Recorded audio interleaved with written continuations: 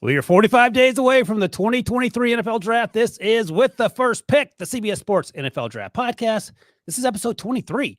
I'm CBS Sports Draft Analyst Ryan Wilson, and I'm joined by our General Manager, Rick Spielman, who has more than 30 years of NFL experience, including a decade as the Vikings General Manager. In case you missed it, we had our first With the First Pick emergency podcast on Friday afternoon, right after the Panthers and Bears swap picks.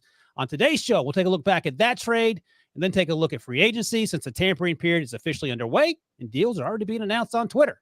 Finally, we'll wrap things up with some mailbag questions. Like I said, the emergency pod for Bears-Panthers is in the feed. And remember, we're now live 3 times a week, Monday, Wednesday, and Thursday at 2 p.m. Eastern. This Wednesday, we'll be talking about the top 5 running backs in this draft class with our guy, Emery Hunt.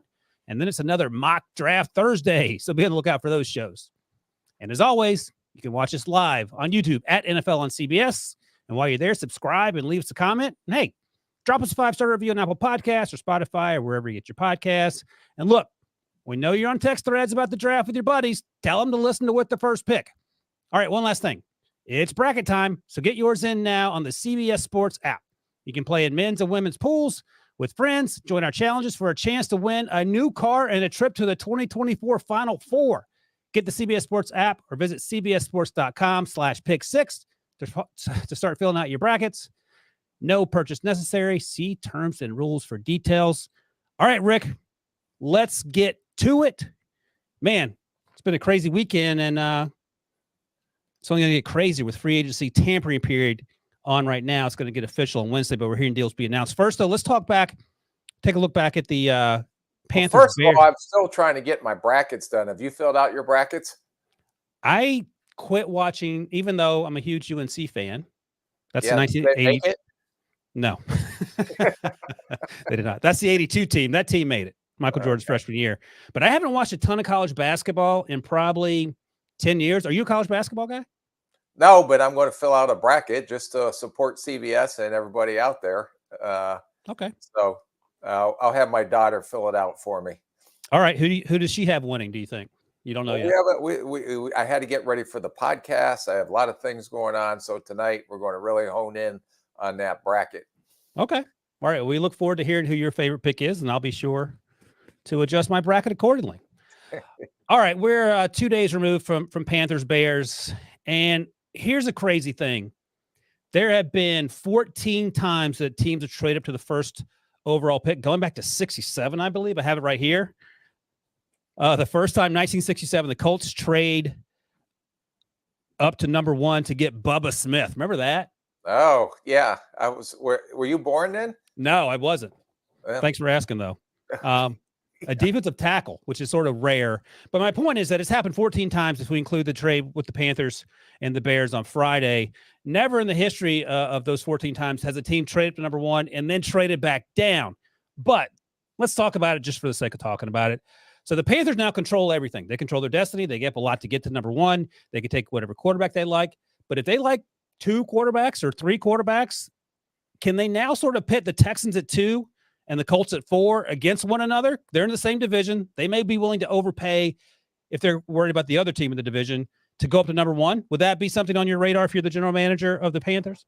I think it depends on who they have, but I don't know if the reason why they moved up to number 1 was to control the draft, or they really, really like one of these 2 quarterbacks. And we talked about them, C.J. Stroud, Bryce Young.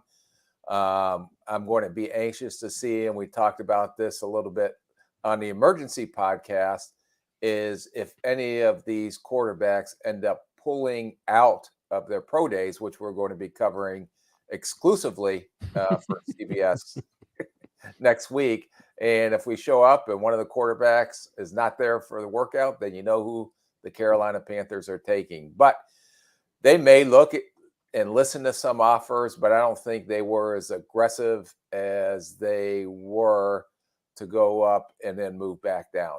Maybe to recoup some draft cap, but you better make sure that you got that franchise quarterback, because the ownership is definitely putting, I don't want to say pressure, but putting the squeeze on that we're going to get our franchise quarterback out of this year's draft.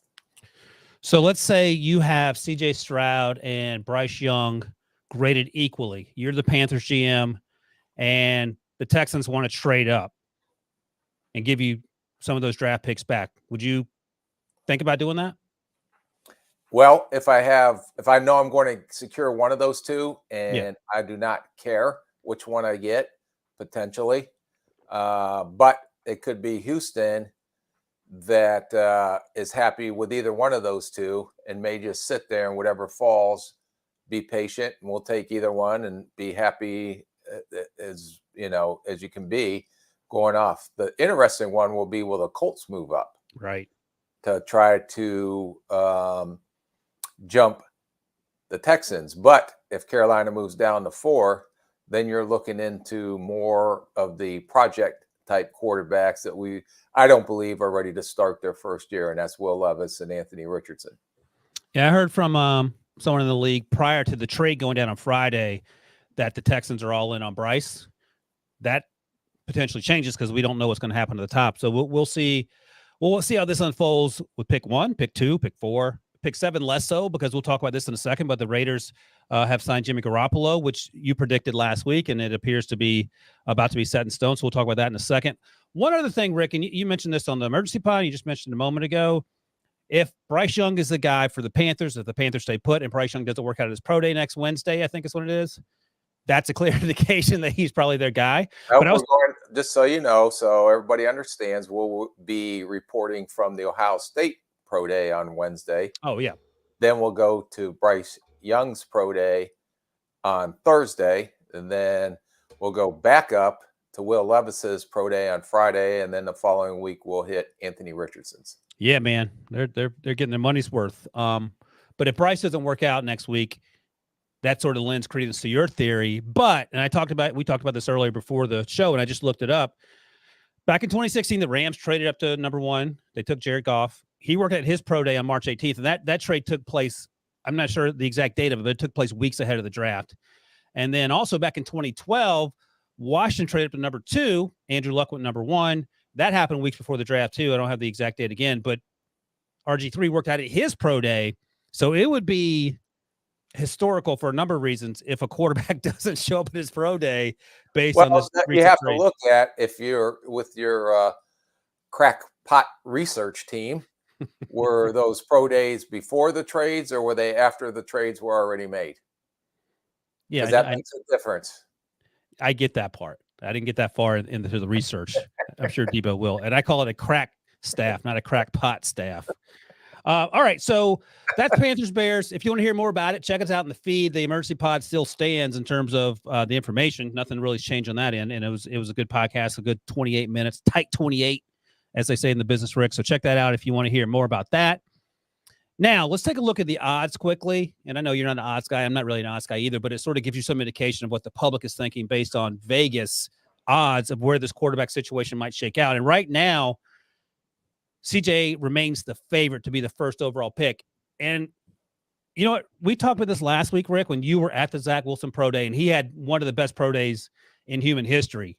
That's when the 49ers traded up to number 3. They ended up taking Trey Lance. And I say that because I think sometimes we warn ourselves every May, don't fall in love with pro days. And every March, we fall in love with pro days. And in much the same way that Zach Wilson ended up going to second overall, CJ Stroud's now the favorite, I think in part because of the way he was so accurate at the combine. Now, from an evaluator, you like to see these guys in person. You were in the stadium for some of these sessions at the combine. How much of your opinion changed watching CJ throw against air in shorts and T-shirt? Well, when you watch it on tape, you think you're evaluating the throws. You can see the completions, but there's nothing like watching these quarterbacks throw live, because I thought, watching Will Levis's, I knew he had a strong arm, but I thought the ball really jumped off his hand at the combine. And that verified that, yeah, this guy throws a tight spiral. He can make all the throws. He can throw it on a rope 20 yards down the field, can hit all the out routes. I think it was the same thing with CJ. We talked about how accurate of a thrower he was from the pocket, but then when you actually see it with your own eyes, you see his feet, you see his release, everything just so smooth and effortless. And then Bryce Young, why the gap closed is because he elected to not do anything at the combine and wait for his pro day. So it would have been great to see all four stacked up in their throwing motions and the zip on the ball. I've been, fortunate enough to see Bryce play live twice in game situations and have no question about the ball coming off his hand and the velocity he needs to make all the throws in the NFL level. But the other guys, it was great to see them step up, throw at the combine. And that's the importance of the combine, is it verified some things that a lot of people seen on tape, and it actually helped CJ Stroud close that gap as potentially being the number one overall QB selected in this year's draft. So if you're not watching on YouTube, the odds right now as we sit here on March 13th, CJ Stroud is minus 330 to be the first overall pick. Bryce is plus 260. Anthony Richardson is plus 475, and then Will Levis is plus 3,000. It feels like Will Levis, in the eyes of the public anyway, is a distant fourth. The NFL teams could feel differently. I know that some teams at the top of the draft board like Will Levis more than Anthony Richardson, but we got a long way to go in terms of that. Let me ask you one last thing about this, and I'm not comparing CJ to Zach. I'm just talking about when you see these guys throw against the air, if that can perhaps unfairly change your opinion. Were you moved at all off of Zach Wilson in terms of a more positive evaluation based on that pro day? Yeah, you get a little excited about it, to be honest with you, Okay. when you go out and see them. But then we get back, everybody goes back into their April draft meetings, and then it starts all over again. You start punching holes in all these guys, and usually you punch so many holes in every prospect that you don't like anyone till about 2 days before the draft, and you're back in love with everyone again. So, but that's all part of the process. It happens every year. And, you always got to go back to remembering what you saw on tape. And the thing that I'll say about Zach Wilson was, even though he had a great workout and he had a great year at BYU before he came out, but his was a little bit rodeo Joe cowboy type plays that he was making on the tape, rolling to his left, throwing back across his body. It was fun tape to watch, to be honest with you. But you're finding out that some of the stuff that he did in college on that tape, he has not been able to do in the NFL, because the athletes are stronger, faster, and you're not going to get away with a lot of those throws he got away with in college. Yeah, and we're actually going to ask a question along that vein when we get to the old mailbag section later in the show, so stick around for that. All right, over the weekend, before tampering began on Monday, free agency-wise, we had a trade. There were hints that Jalen Ramsey might get traded from the Rams. Jalen Ramsey got traded from the Rams to the Dolphins. And here's the thing. Back in September 2020, Jalen Ramsey signed a 5-year, $100 million deal with the Rams. And that included a $25 million signing bonus and $71 million guaranteed.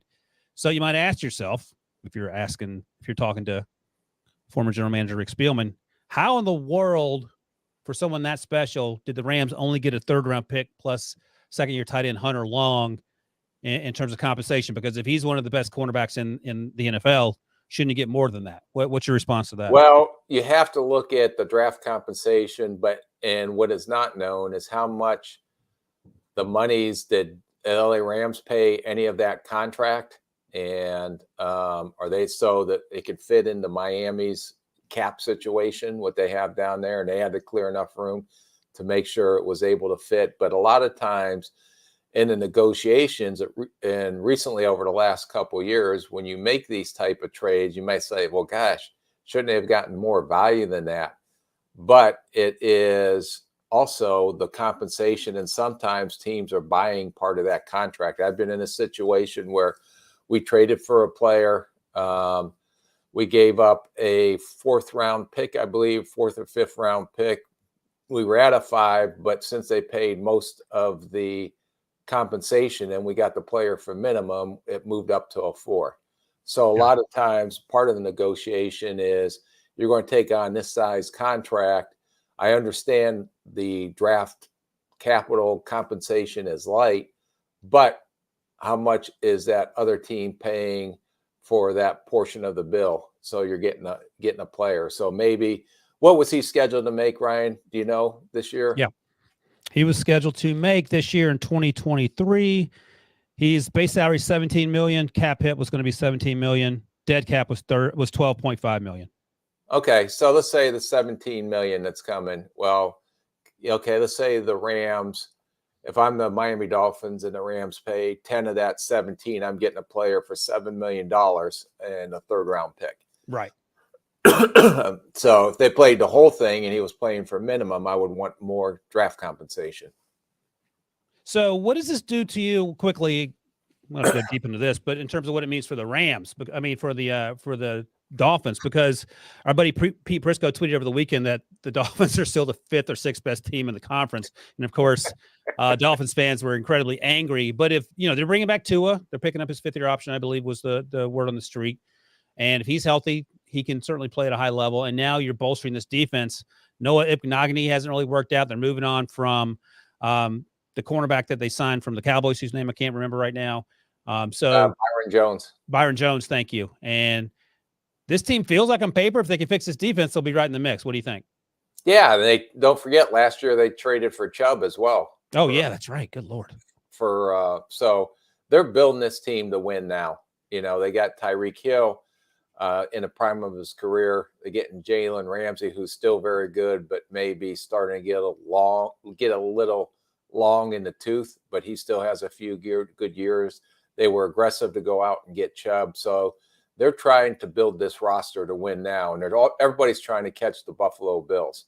So they're going to do everything they can to try to win this division and see how far they can go. But this isn't a rebuild mode. They are in position now. And Chris Greer has done a good job on the draft. And now they're going more on, well, let's see how far we can go. Let's kind of put our chips in the middle of the table and let's see how far we can get. And if the Jets get Aaron Rodgers, then this division suddenly becomes like crazy town USA. It was almost like what we saw and everything that happened in the AFC West last year. Yeah. Now it's a little bit of arms race going on. It started a little bit in the AFC East. Last offseason, with the Tyreek Hill trade and people trying to catch the Buffalo Bills. But now, Buffalo went out to sign Von Miller, and so everybody's trying to counter those moves. So this is the beginning of the arms race, and it looks like it's going to be the AFC East this year, especially if Aaron Rodgers ends up as a New York Jet. Part of me thinks that the Jets might be better off long-term with Jimmy G than Aaron Rodgers, but that's a conversation for... Well, that's not, stop. All right. Well, that's a perfect time to take a break. We'll be right back after this. Get breaking news. Big news coming out of the NFL today. Highlights and instant reactions. The largest final round comeback in tour championship history. We're down to the final 4. I just want to take time to analyze greatness. Talk winners and losers with a guy who's already a big winner. CBS Sports HQ. It's all sports all day long. All right, check out the Pick Six podcast all week for free agency reactions and a heavy dose of winners and losers. Download and follow the Pick Six NFL podcast anywhere you find this one. All right, Rick, let's talk a little free agency. And at the top of the conversation, I hinted at it right before the break there. Jimmy Garoppolo, according to Adam Schefter, as we do this podcast, 3 years, $67.5 million, 34 guaranteed. He is headed to the Las Vegas Raiders. Jared Stidham, I believe, is just signed with the Broncos, so he's done there. So what's your reaction to Jimmy G? And you sort of hinted at it last week on the emergency pod, headed to Las Vegas. Yeah, no, I anticipated that he would be Josh McDaniels' target just because they work together in New England. He knows the system. You've seen how Derek Carr struggled with that system. It takes time to learn that and to get comfortable with everything. So Jimmy G should walk in there and be ready to go. But I still do not think that length of deal, that type of money that they committed is a long-term deal. And I wouldn't be surprised if they still went quarterback at number 7, where they're selecting to have a guy, whether it's a Levis or a Richardson, sit behind Jimmy G, similar to what San Francisco did when they drafted Trey Lance. And I believe Jimmy G was the plug-in guy until they felt that Trey Lance was ready to go. Yeah, my latest mock draft, which came out Monday morning at 7, I have the Raiders taking Anthony Richardson, even though I note it would make sense to sign Jimmy Garoppolo. That has since happened. and I haven't taken Richardson because Will Levis went off the board earlier to the Colts. You traded up to 3 to get him. And so obviously Jimmy Garoppolo understands that he's signing this deal as another bridge quarterback. I suppose he's fine with it. It's hard to beat the money. But the more important question is this team going to be any better than they were last year in that division? Last year, they went 6-11. So you think they win more football games, but are they going to be able to make the playoffs? Yeah, well, 6-11. Look how many games they lost in the last minutes of the game. So they're right there. They got to learn how to finish and win close games. They kept the running back, franchised him, which was a critical part of that offense. So they have Adams. So they have talent on that football team, and I think they'll probably continue to build up that defense because the defense struggled last year. I don't think they got great value out of the Chandler Jones, who signed from Arizona. So they're going to continue to build on that defensive side of the ball, and I think that they do have enough talent to compete. And if they learn how to win close games, that their record would be totally different than what we're talking about. Yeah, there's going to be, that division is going to be crazy. We'll see. Brandon Staley's back for another year.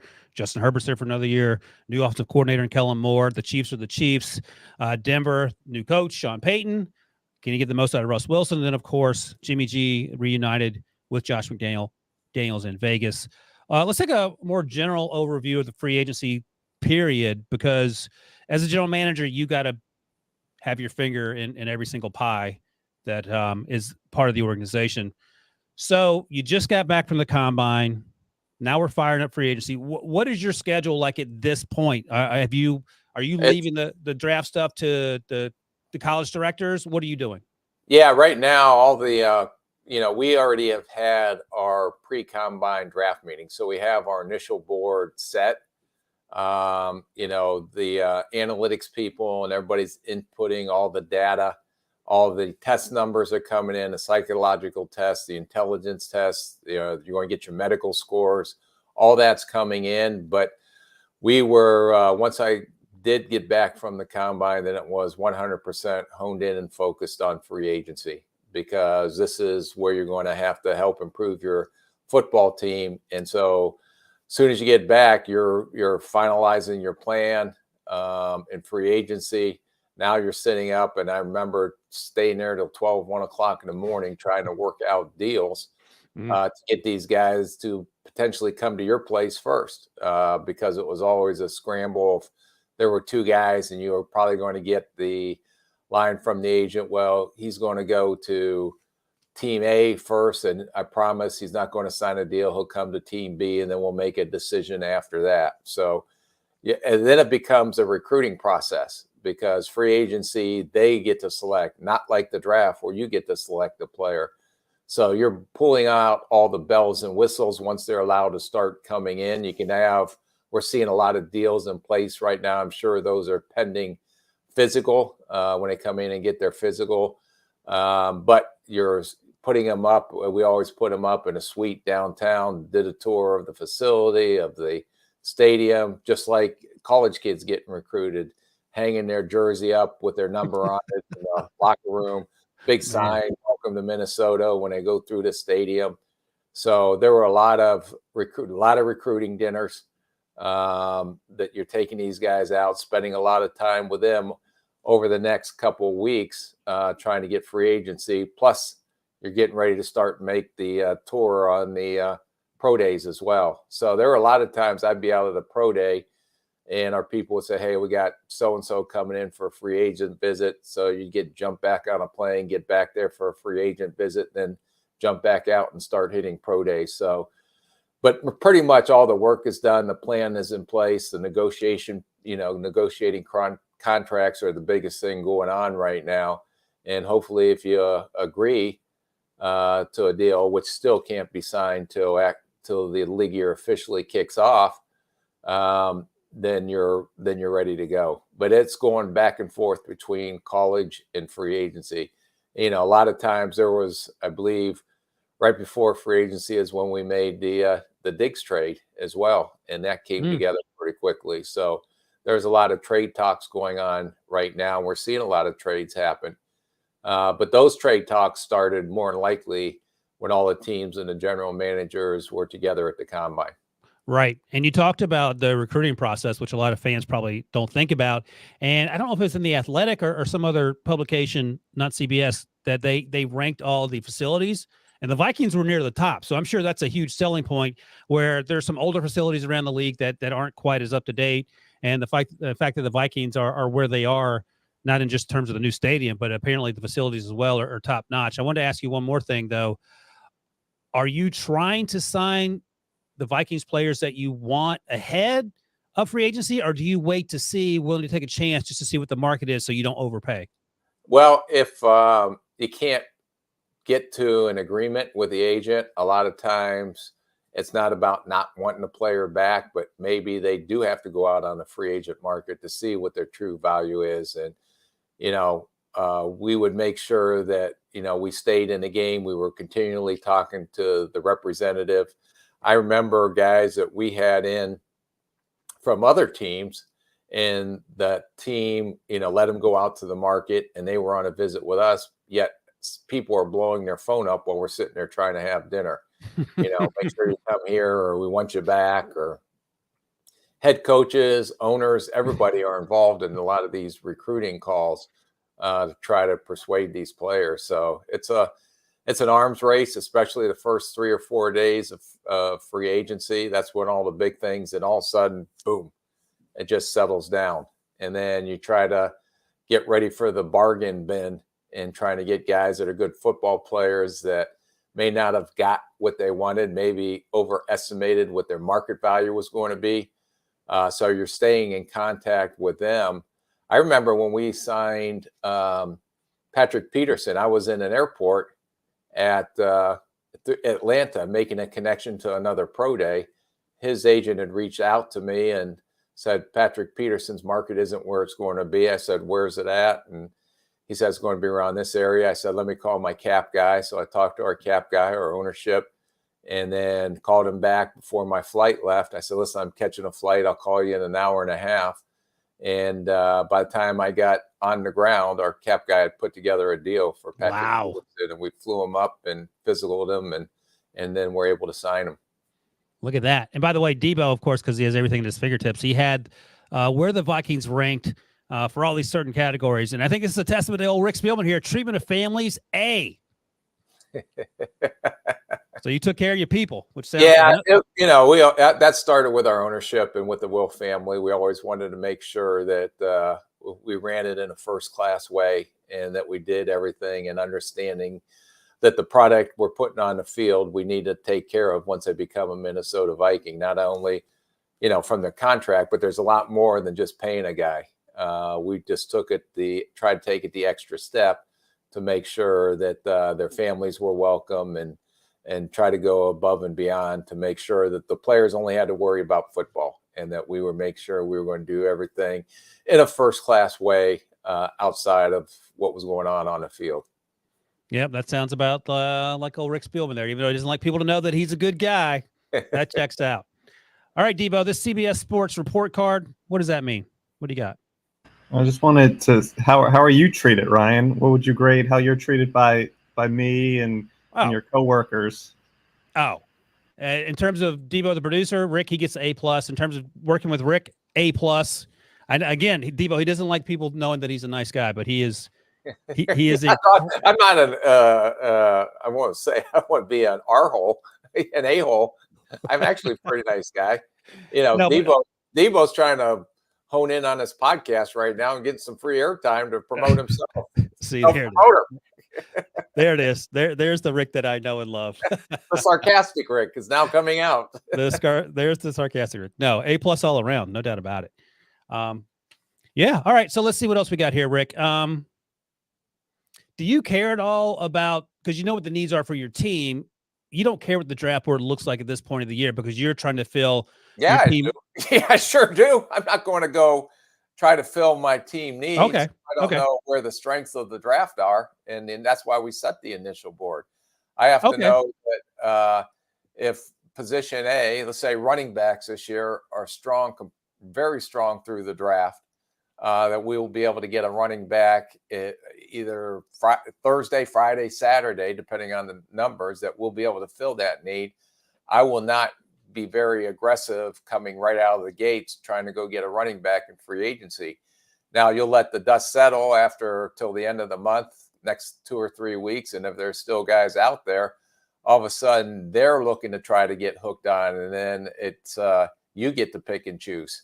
Gotcha. So, okay. Well, that's why I'm not a general manager. That's why you are. You do have to pay attention to where the depth lies in the draft before you start spending money in free agency. That checks out. No, thanks, bud. I appreciate it. All Is right, Debo okay with that statement too, or is he good? You good, Debo? I'm good, Rick. There you go. One last thing on free agency, and then we'll take a quick break and get to the mailbag questions. So compensatory picks are a big thing, and it's sort of a confusing thing for fans because they hear about it once a year when the picks are announced. But this is something that you also think about 12 months out in advance, right? Huge. It's So- all of a sudden, we had what we called a CTR list, cut, trade, restructure list. So we try to anticipate all the moves that the teams were going to make. And let's say, for example, the Minnesota Vikings cut Adam Thielen. Now, if there's a free agent and Adam Thielen and they're equal on your board, I'm going to go get Adam Thielen because it will not count towards our compensatory picks. So let's say you sign one free agent and you lost 5 free agents. Well, you're going to get compensatory, but you can sign as many of these guys that are getting cut or that got cut because they're technically not unrestricted free agents. They're street free agents. So they will not count in any way, shape, or form in the compensatory formula that the league puts together. And depending on how quote unquote good the player is, you can get as high as a 3rd round pick at the end of the 3rd rounds when the compensatory Depending picks on your what you've signed and what you lost. and that's right. Yeah, So how good the player is. And that's not talking about the new general manager and coach and 3rd round compensations, which San Francisco got. That's right. When they lost a lot of their top not only top people, but minorities as well, as we try to keep pushing more for minority hirings, which I still think needs to be pushed a lot harder. But those compensatory picks, anytime we had a street free agent compared to a UFA, that was a huge conversation. And I would always ask the people in our building who were responsible for trying to figure out where the compensatory picks were, how does this signing potentially affect that? And that's what you have to think about every single time. That's a huge part. Yeah. Especially with, like I said, the guys that are getting released. Those are all some very good football players out there that you may all of a sudden change your strategy and go after those guys because they're not going to count against your compensatory picks. All right. I hate to ask you this because I didn't prep you on this. You may not know the answer, and we'll look it up for next time if you don't. Do you have off the top of your head your best compensatory draft pick? That one's, I don't know. I've had 31 years in the league, so that's like. All right, we'll look it up. Pretty much a decision maker since 2000. So it's a little hard to remember all that. All right, I'll look it up and we'll talk about it next time. 31 years. I get it, Rick. You've been a pretty important person for 3 decades. We get it. No, just a guy trying to rub 2 nickels together. Boy. All right, I'll say quick. Here in Sanibel, unemployed, homeless, trying to get back together on my feet. Don't mention Sanibel when you talk about rubbing 2 nickels together. That sort of defeats the purpose of getting those nickels. All right. Quick question here from Dominic. Ryan, Rick does not have time to look at the brackets right now. He's looking for his next house with the CBS money. There it is.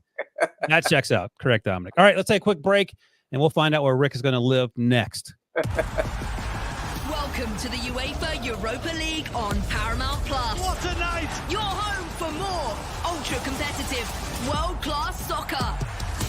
Where Europe's elite and soccer's Cinderellas pump out that one-of-a-kind white-knuckle excitement that grows with every cut, every cross, and each and every...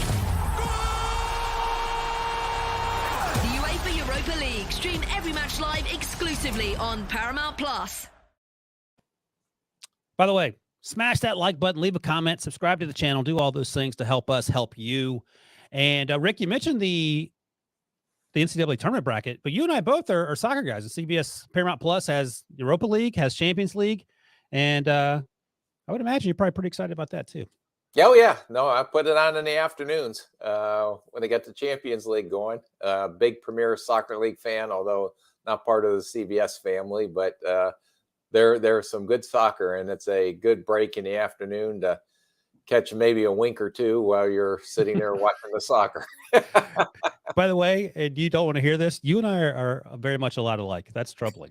The only difference is you have a hair regimen, as you've explained to me. I do not. No. All right. Let's do a few mailbag questions, and we'll get out of here. Get back to grinding tape. All right, here's the first mailbag question from @JCastle. How do teams value future first-round picks, especially those 2 years away? And that's part of the conversation now that the Panthers have traded with the Bears. The Bears get some first-round compensation. What is your future planning board looks like, for lack of a better term, in terms of how you move forward in terms of getting the personnel together on this roster? Yeah, it's changed. I believe it's before those were gold. Now they get traded pretty often. But look at what Philadelphia and Howie Roseman did. Man. He kept accumulating all those first-round picks. And then when you have that many first-round picks, it does give you a lot of flexibility to use them in trades to help improve your roster. If you do stay with those picks, I thought Howie, because they didn't know Jalen Hurts was going to be the Jalen Hurts we saw this year, he had enough ammunition. I shouldn't say that, had enough draft capital to move up and get one of these 4 quarterbacks if Jalen Hurts didn't work out. And he did. They're going to pay him. But Chris Greer also had a ton of first-round picks, and because he did in the future, he was able to go get Tyreek Hill last year. They went and traded for Chubb, even though I believe they lost one for the tampering with Tom Brady from the ownership. But right. I think those are of great value because that's basically every NFL team's capital on how they trade for veteran players, or how they move up and down in the draft. That's still the number one draft.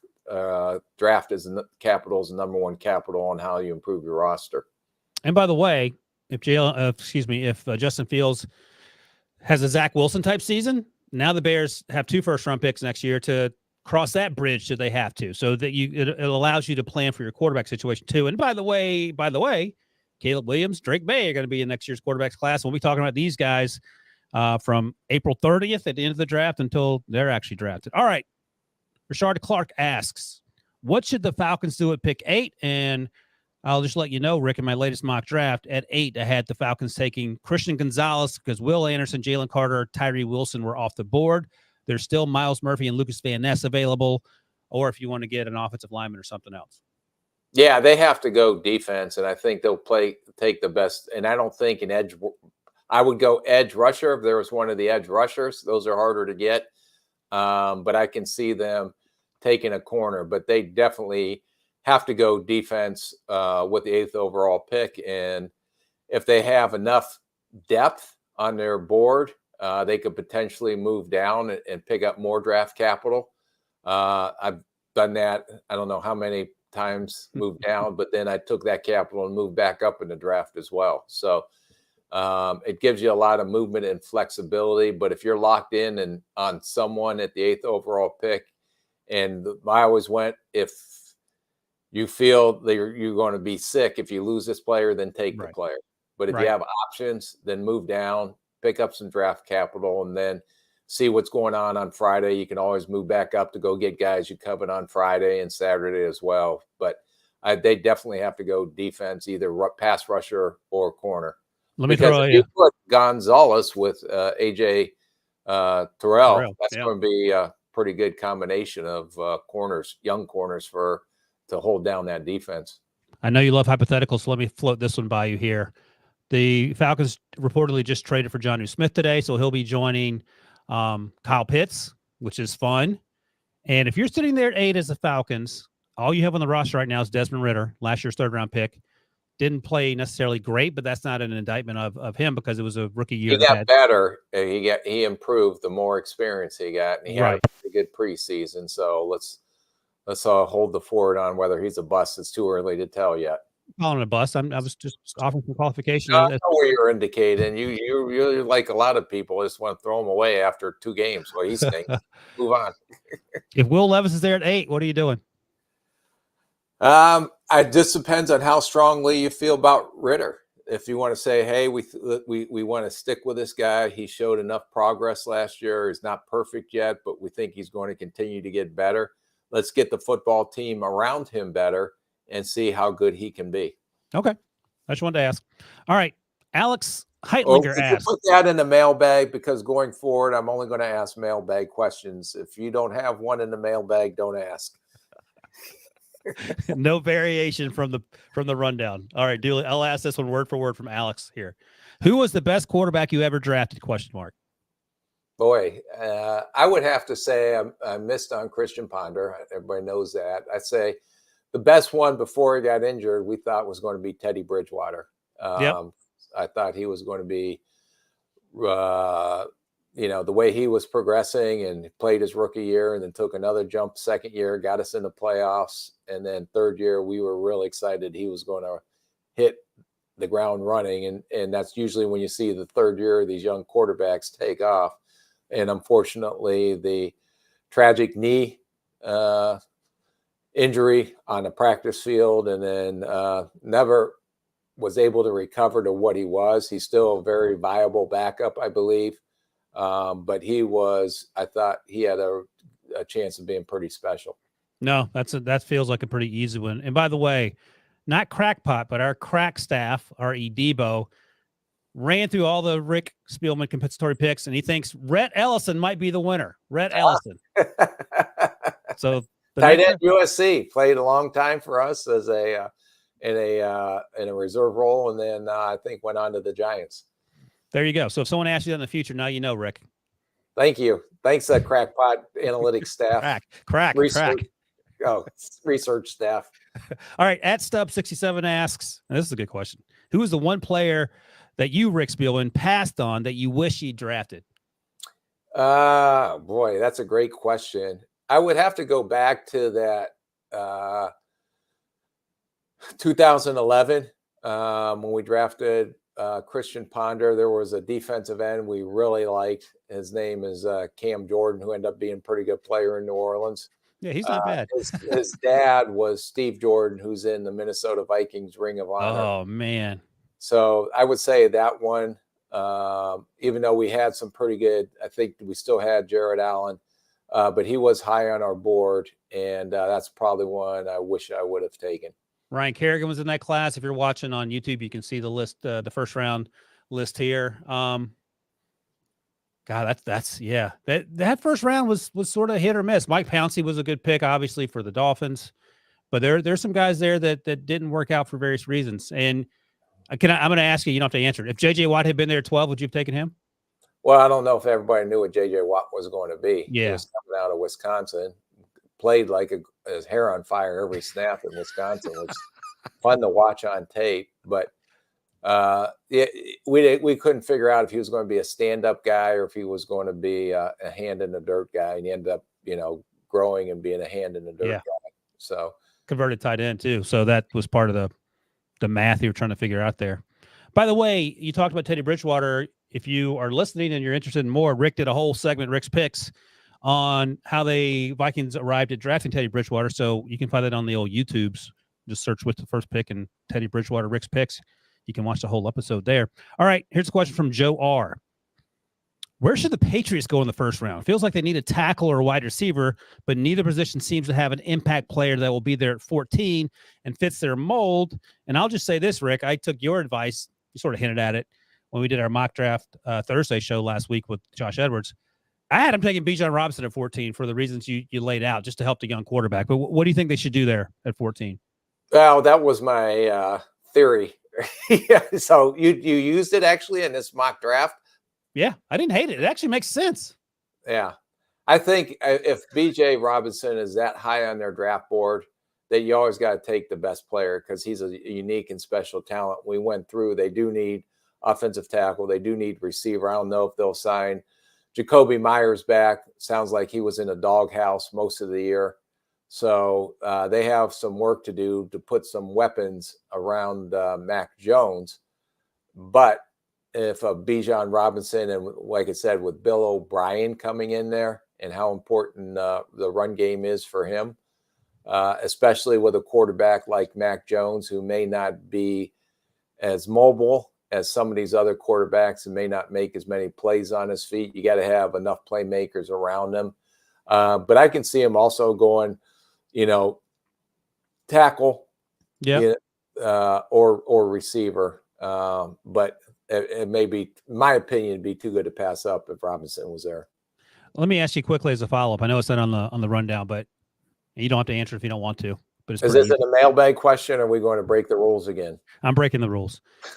God, just glad to be a part of the show by the Ryan Wilson show.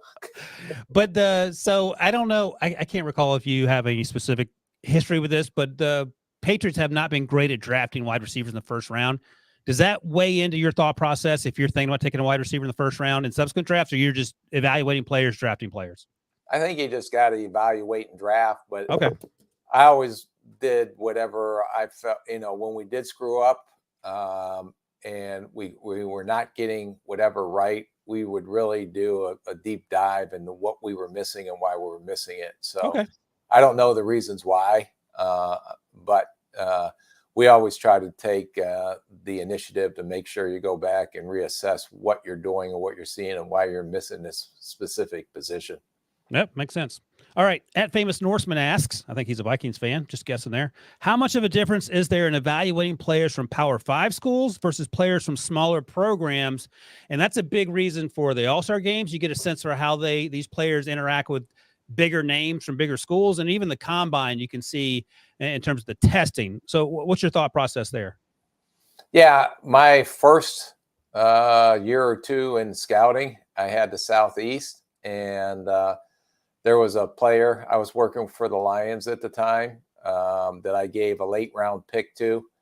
And because he was from a small school down there, he had the size and everything you're looking for. And I was afraid to put a grade on him when I was a young scout, because people are going to think I'm crazy because I'm putting a big grade on this. So go through the draft process. This player went through the combine and had a great pro day, and I believe he still is the all-time sack leader in Detroit Lions history. It was Robert Porcher out of South Carolina State. So I always remembered that, and I learned from that it doesn't matter where you come from. It's you look at all the things that you do, but just grade the tape, and you're hoping to see these smaller school kids, like we watched Mauk from North Carolina or North Dakota State this year. We saw a couple of small school guys that really stepped up at the Senior Bowl, and that kind of tells you that the stage is not going to be too big for them. They're going to have some growing, they have to learn, and it may take some time, but they're going to be good players, especially if you see them athletically match up at the Senior Bowl or East-West or wherever they end up in these post-season All-Star games. Yep. Nope. That's good advice. Robert Porcher, huh? What grade did you finally give him before you turned in your report? Well, we didn't have computers in. It was whiteout. So just left it, chalked it up as a life lesson learned and move on. There you go. Good old whiteout to the rescue. Just tell people you put a first-round grade on. No one can check. So there's no proof. Rick had a first-round grade on Robert Porcher. What a story! First pick in the 7th round, to be honest with you. That's a great story, though. All right, one last one here. Excuse me. Then we'll get out of here. Noble War Prize asks, Rick, can you speak to the inspiration that Bud Grant was for the Minnesota Vikings organization? Bud Grant just passed away, and he was a longtime coach. I think he took the team to the 4 Super Bowls, if I'm correct. Is that right? Yeah, all right, tell me about your experiences with Bud Grant. Yeah, phenomenal coach, but even a better human being. And I can remember him coming over to the facility a lot, sitting down, having lunch with him, and just listening to some of the stories and how he did things back then, and how much of it could translate in today's game, which not a lot did. But it was amazing to hear him and the Vince Lombardi stories and, everything that you read about or watched growing up as a kid, or, if you're a big NFL historian, and to actually have someone that's in a Hall of Fame that may be one of the greatest coaches of all time, to sit there and have lunch with him, once a week. I made the initiative and asked him if he'd mind if I went and sat there. But the nicest human being I've ever been around is he comes across a little gruff. Oh yeah. He was an unbelievable human being. And I remember we played a game, and I can't remember which game. I'm thinking it was a playoff game against Seattle when it was 17. I remember getting in the car. It was 17 below zero without the wind chill. And Bud came out for the coin flip. If it wasn't for that game, it was a night game, I believe, against the New York Giants when we got the dome collapse. But it was one of those games where he walked out and it was freezing cold, and he came out in just his coaching shirt at 80-some years old. And hardcore. It was just awesome. And his family, I mean, Mike Grant, his son, I can't tell you how many state championships he's won at Eden Prairie High School. Oh, nice. My kids were blessed to play for Mike Grant, Bud's son. Incredible family, incredible human being, and it will be truly missed. And I'll say this, and you said this to me at some point in our travels, and I tell my 15-year-old this all the time, but you're saying is just work hard and you'll end up where you're supposed to be? Yeah, you just control what you can control. That's Yeah. all you can do, and work your hardest at what you can control, and everything else usually ends up taking care of itself. Yeah, and that's great advice, and that feels like something that either directly or indirectly, maybe you learned from Mr. Grant there. That's a great story. Thank you, Rick. All right, that's a wrap on episode 23. Does he want to come in and close the show, or is he going to sit in the background? I mean, he's kind of like starting to hone in a little bit more and more each show. Debo, do you want to say goodbye, or are you good? No comment.